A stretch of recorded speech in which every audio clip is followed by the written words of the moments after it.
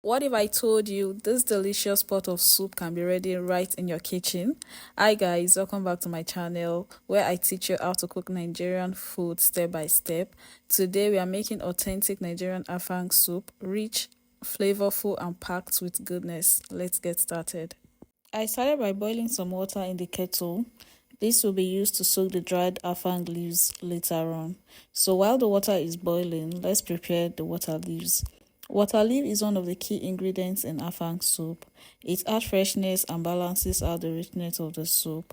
And let me add that the water leaf water is used to cook the soup. So ideally, we are not meant to cook the soup with any water at all.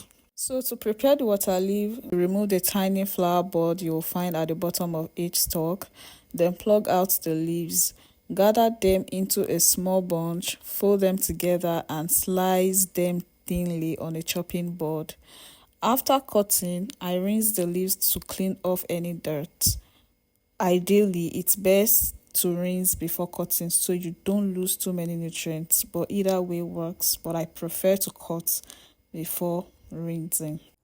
By the way, do you usually rinse your water leaf before cutting or after cutting? Did you know water leaf is packed with vitamins A and C, plus lots of iron and fiber? It's one of the healthiest greens in Nigerian cooking. But here is the thing, water leaf releases a lot of liquid when cooking. Now back to the afang leaves, also called okazi or utazi. Because I'm using dried afang, I pour hot water over it, boiled water over it, just to soften it a bit before pounding or blending. If you're unlucky enough to get fresh afang leaves, you can skip this step. The step of adding hot water. So you can skip that step entirely. Because I don't like buying already blended crayfish at the market, I got mine as a whole and cleaned out the dirt. Then I blended it in my blender fresh at home. This way I can be sure of what I'm putting in my mouth. So now let's start cooking.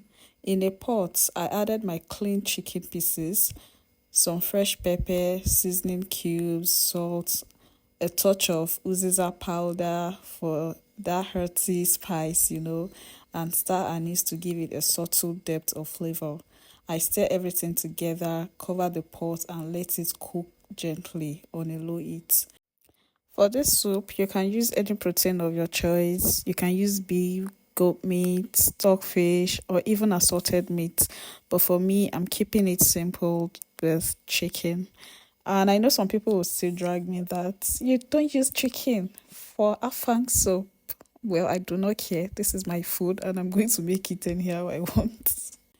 Notice I didn't add water yet. The chicken will release its own juice, which makes the flavor even better. Just keep it on low heat for about 5 to 10 minutes before adding water.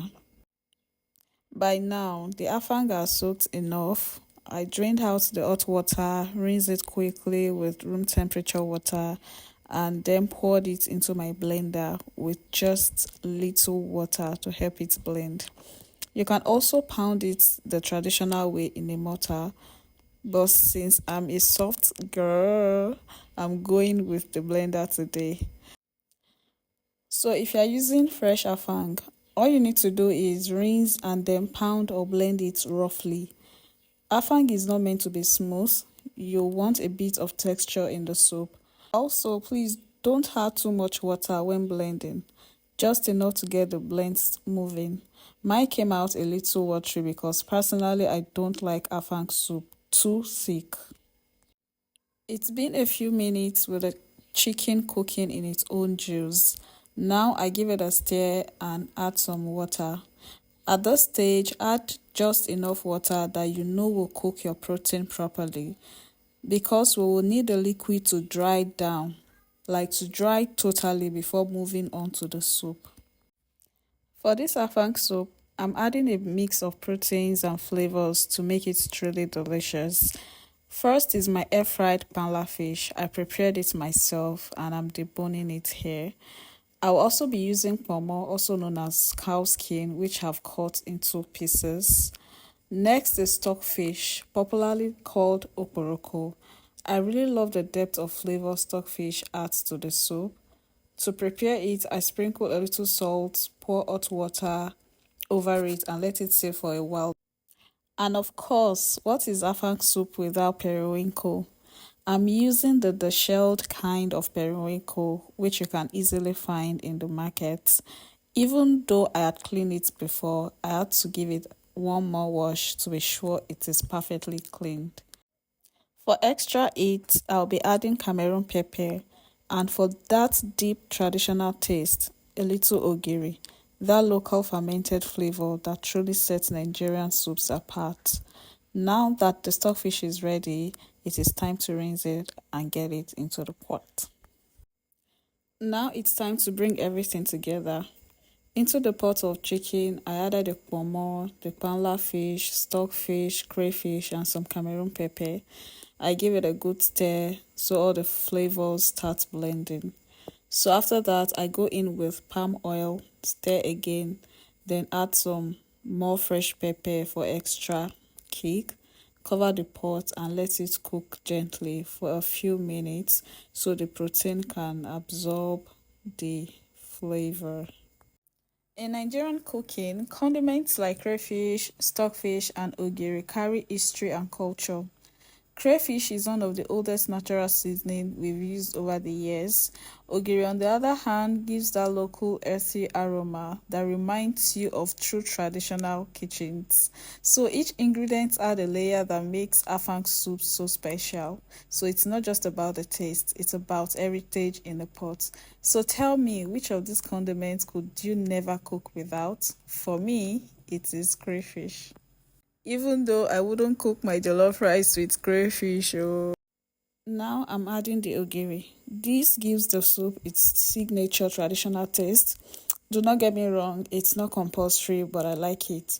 So ideally, you want the cooking liquid from the protein to dry down before adding water leaf, because the water leaf releases a lot of liquid on its own, which cooks the soup.